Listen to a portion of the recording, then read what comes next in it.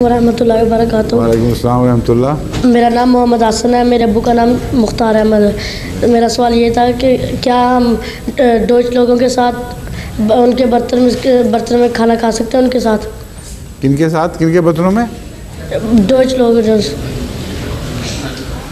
ईसाइयों के साथ खाना खाना मना नहीं है इस्लाम में, अहले किताब हैं। लेकिन देखना यह है कि ऐसे बर्तनों में अगर वो सूअर खा रहे हो साथ उन्हीं बर्तनों में और उन्हीं में तुम्हें दें तो सूअर हराम है, इसलिए सूअर खाना मना है, उनके साथ बर्तनों में खाना मना नहीं।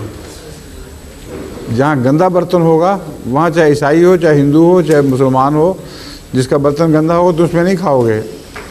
इसलिए ये असूल है, जब उनका बर्तन सूअर से गंदा हो, साफ़ ना हो, तो तुम कह सकते हो कि मैं सूअर नहीं खाता इसलिए मैं इस बर्तन में नहीं खाऊंगा।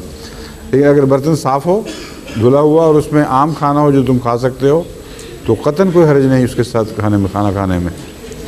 दूसरा सवाल कर सकते? जी कर दें।